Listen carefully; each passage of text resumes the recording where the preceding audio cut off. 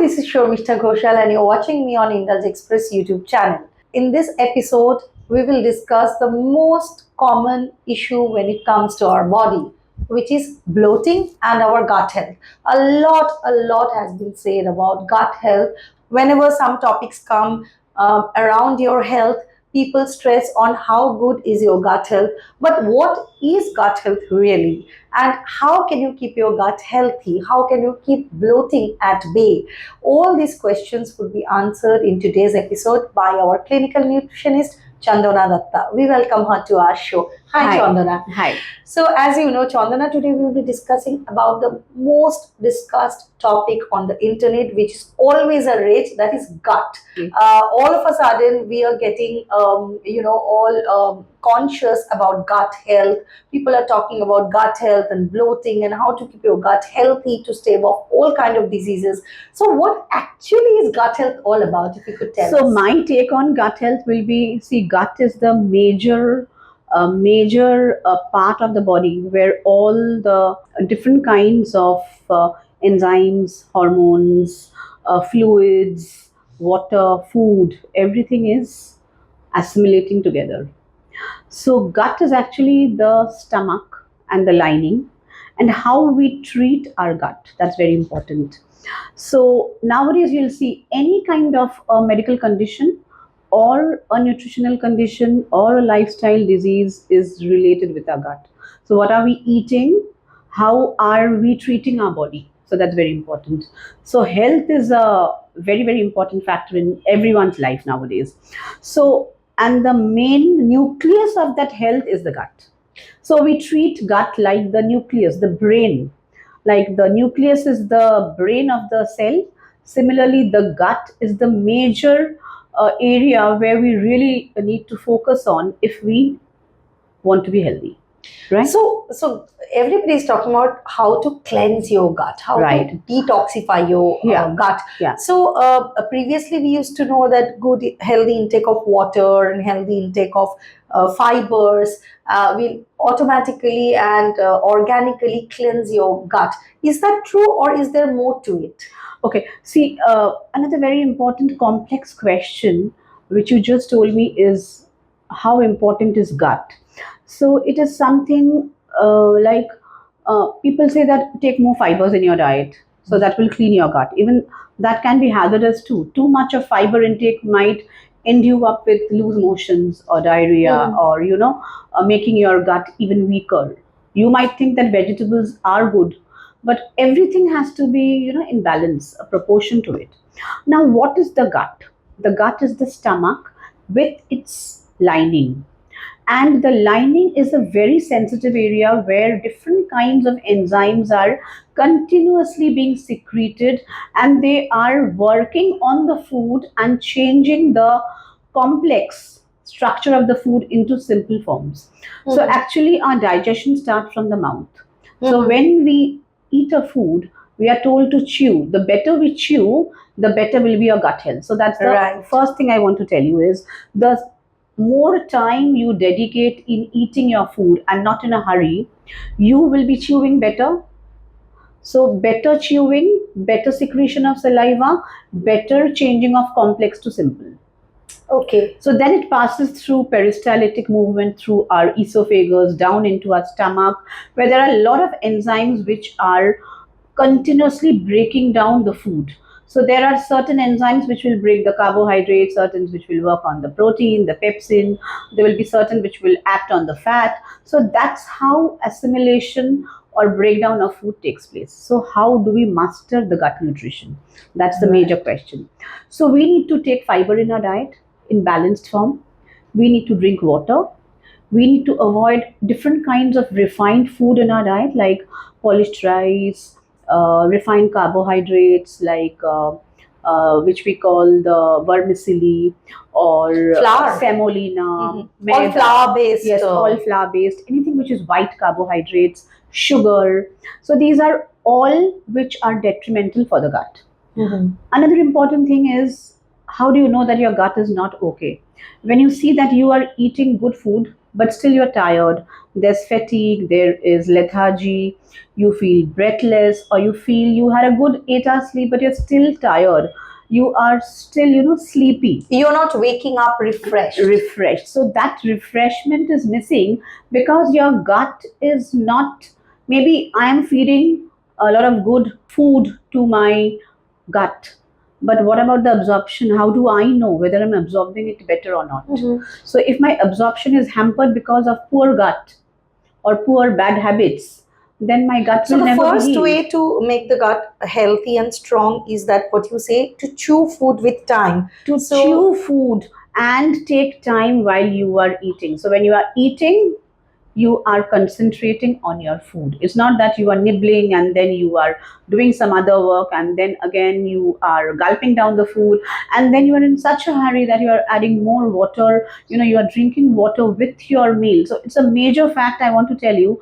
When the enzymes are secreted in our gut, they are in the form which will actively help in breaking down the food. Mhm. So when you are drinking water or you are giving water, feeding your body with water, and it enters your stomach, you are diluting those enzymes, you are diluting the different acids which are secreted. Mm. So if the acid is secreted, if the acid has a particular function of breaking down something and you dilute it with water, so the strength of digestive process the gets strength of the acid is weakened, and the amount of energy it requires to break down the complex to simple will not be that easy. Maybe the complex will be broken down midway, and it will totally be not broken down into simple form, and then it goes into your intestine. So the Mhm. more complex Mhm. breakdown, the difficult will be your nutrient absorption in the intestine.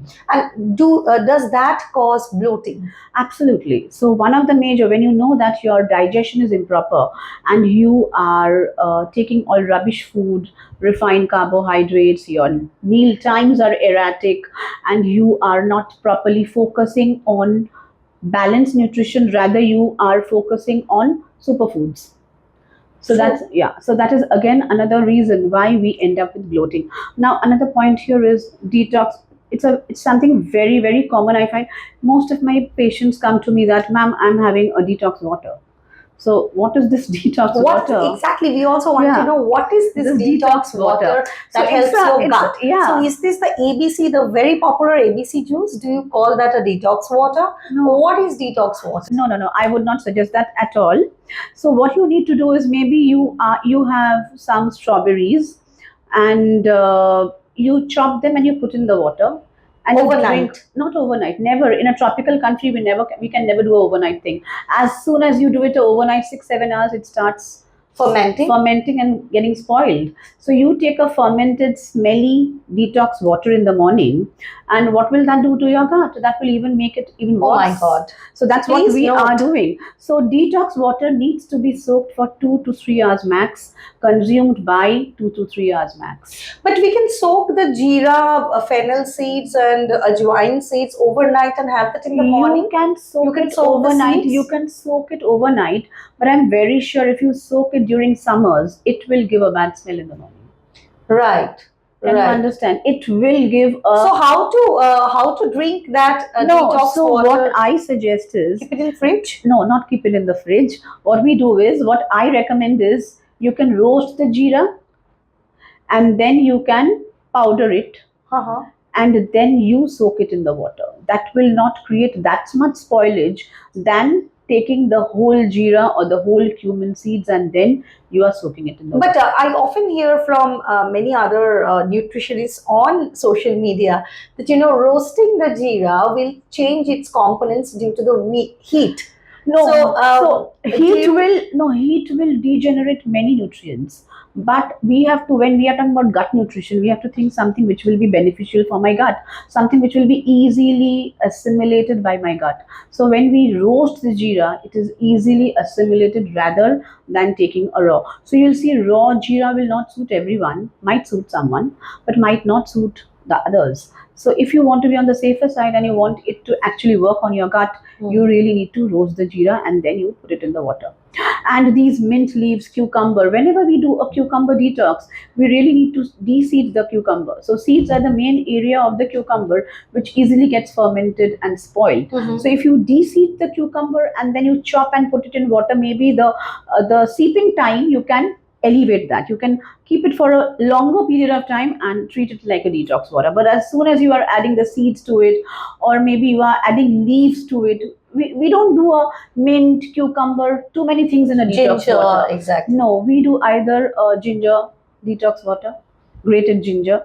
One thing, see, whenever you are mixing 2-3 things together, the spoilage is aggravated. First thing you suggest is that we chew the food properly, Right. and set aside a particular time to eat our food. How long should we take to eat our lunch, especially for us who are always on the move? Do you recommend that we are running and eating? Is that recommended, or do we set aside a time? No, How much time you will see people who are actually disciplined in life and who really work on their health will sit down and eat. They will never stand and They eat. will never stand and eat, neither will they run around and eat. So if they eat, they will sit, give a specific time to for their eating, which is very important. How long do you think is the perfect time? Like the Japanese have 2.5 hours in their No, hands. I would suggest leisurely lunch. I would What is suggest the people we perfect are time? under 15-20 minutes. 15, 20 yeah. minutes. Right. Yeah, sure. 20 Right. minutes we need really to chew and eat our food. And if it's a pot meal, so nowadays people are One going for pot meal. You can One even pot finish meal. it You in can 10 finish minutes. in 10 minutes, but you need to chew it and not chew it much because it's a pot meal. It's mostly mashed and Right. yeah. Right. So that's good. Right. That's a very good option for those Right. on the move. So you have to understand that the better you cook your food, the better will be your digestion. Absolutely. Yeah. Absolutely. Because when we are cooking, how do we treat children? Tell me. After 6 months of age, when we treat children with khichdi or anything new food we incorporate in their diet, it's overly cooked, over mashed. Why? Because that's easier for digestion. Right. So when we have any kind of a gut issue, if we cook the food a little more, I think that works better on the gut. Another thing I wanted to ask you is that we often hear that, food is better eaten cooked than raw. For gut health, it's always better to give cooked food. So, but also we see people recommend a lot of salads and the fruits. When to eat the raw food, and by which time we should stop eating raw food in a particular in one day's time. Okay. In a day's time. So see, basically women after 45 difficult to digest the raw food. Maybe the same women digested the salad very well at when she was in her 30s or 20s or maybe in her teenage time, because at that time all the enzymes and everything, all factors in our life are in their peak level. Absolutely. So when we are on the verge of reaching 40, 45, our gut issues start. So salads, if anyone has a gut issue, I would say raw food I would not recommend. And if it is a raw food also, like a sprout salad, which is a very good source of protein for a vegetarian person, you can steam it and have it. I just forgot one very important point out here. That is, there are two major things in our diets specific about gut: prebiotic and probiotic.